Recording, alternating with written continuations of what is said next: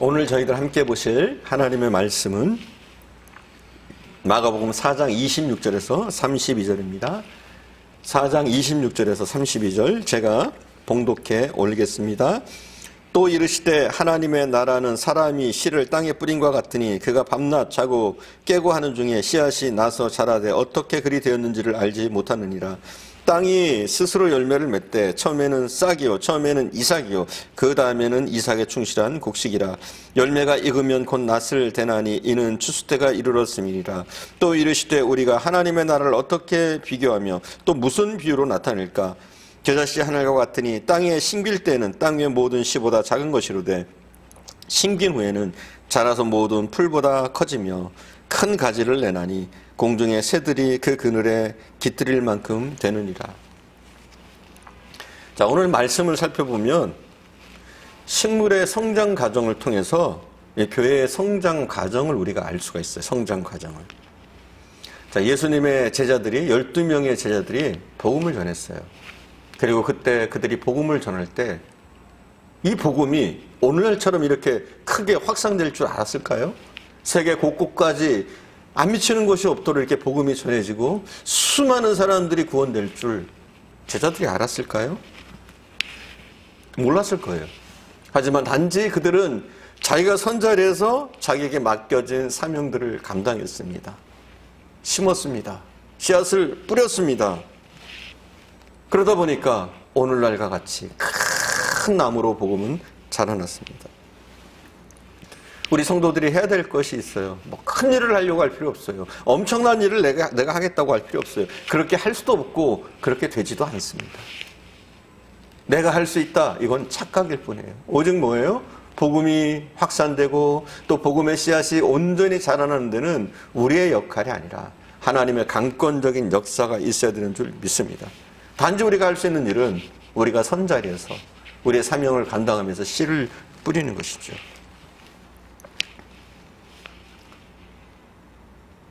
우리가 할 수 있는 일이 아닙니다. 우리는 단지 씨앗을 뿌리고 그러면 하나님은 싹이 나게 하시고 이삭이 되게 하시고 열매 맺게 하십니다. 오늘 저희가 살펴보는 이 비유를 통해서 우리가 어떻게 사명을 감당할까 우리가 고민할 수 있기를 바랍니다. 32절에 아주 중요한 말씀이 있습니다. 32절 우리 함께 봉독하겠습니다. 32절 말씀입니다. 심긴 후에는 자라서 모든 풀보다 커지며 큰 가지를 내나니 공중의 새들이 그 그늘에 깃들일 만큼 되느니라. 깃들일 만큼 되느니라. 여러분 작은 겨자씨예요. 작은 씨앗이에요. 아무것도 아닌 것 같아요. 복음의 능력이 그렇단 말이에요. 우리의 힘도 마찬가지예요. 우리가 하는 일들이 너무 작게 보입니다. 초라하게 보입니다. 하지만 나중엔 어떻게 됩니까? 깃들일 만큼 되느니라. 모든 새들이 와서 깃들일 만큼 되느니라. 교회의 성장에 또 우리의 사명에 굉장히 결정적인 말씀이 이 본문에 깃들일 만큼 되느니라 이 말씀이죠. 우리가 말씀을 제대로 뿌리기만 하면 씨를 뿌리기만 하면 구원의 싹은 죽어가는 그 영혼의 심령에서 자라나게 됩니다. 그리고 그 심령들이 변화되게 되고 나중에 새들이 깃들일 만한 나무로도 그 씨앗이 성장하게 되는 거죠. 교회도 마찬가지입니다. 보잘것없어 보입니다. 그러나 결국은 하나님이 자라나게 하실 줄 믿습니다. 싹이 되고 또 이삭이 되고 또 열매가 되는 그런 놀라운 일들을 하나님이 이루실 줄 믿습니다. 이 싹이 마르지 않도록 잘 뿌리내릴 수 있도록 복음의 진리 안에서 우리는 우리가 할 수 있는 사명들을 감당하는 것. 이것이 교회를 큰 나무로 성장시킬 수 있는 비결인 줄 믿습니다. 그 나무에 새들이 와서 깃들인다는 말씀에 우리가 귀를 기울여야 합니다. 이게 곧 교회의 사명이고 우리 성도들의 사명이에요. 우리의 사명이에요. 교회의 사명이에요. 이게 뭐냐? 새들이 와서 깃들일 만큼 자라는 것. 이게 교회가 돼야 되고 이게 우리의 모습이 돼야 됩니다. 겨자씨는 참 볼품없습니다. 그러나 자라서는 뭐가 되느냐? 볼품없는 것으로 머물지 않아요. 자라서 새들이 와서 깃들일 만큼, 나그네가 와서 쉴 만큼의 그런 나무가 되어지는 거예요. 이것이 교회의 성장의 원리고 교회의 사명의 원리입니다. 교회 성장은 작은 씨앗으로부터 출발합니다. 우리 성도의 자라남도 작은 씨앗으로 출발합니다. 그러나 자라서 새들이 깃들일 만큼 됩니다. 근데 우리가 중요한 것이 있어요. 이렇게 제대로 된 열매를 맺기 위해서 가장 중요한 과정 가운데 하나가 무엇이냐?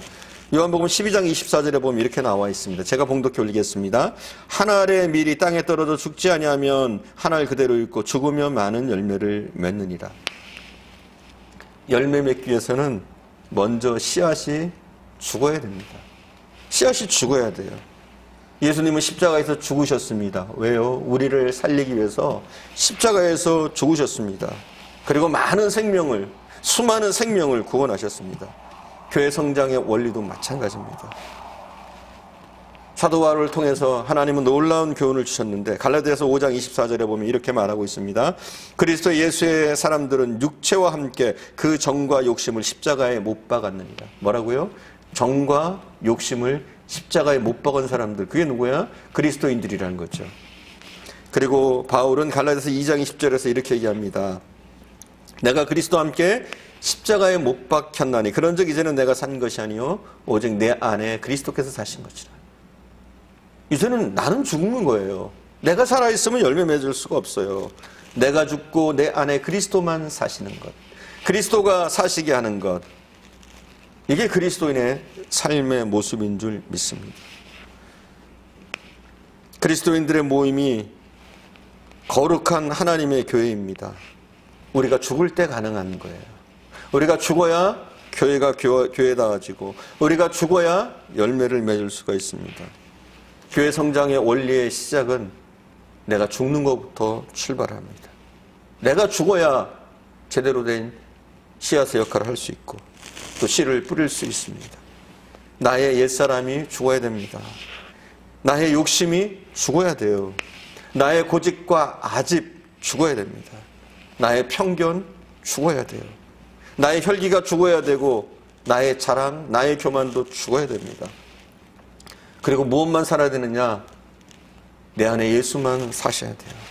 예수님의 온유하심, 예수님의 겸손하심, 예수님의 사랑, 이런 것들이 우리 안에서 살아나야 돼요.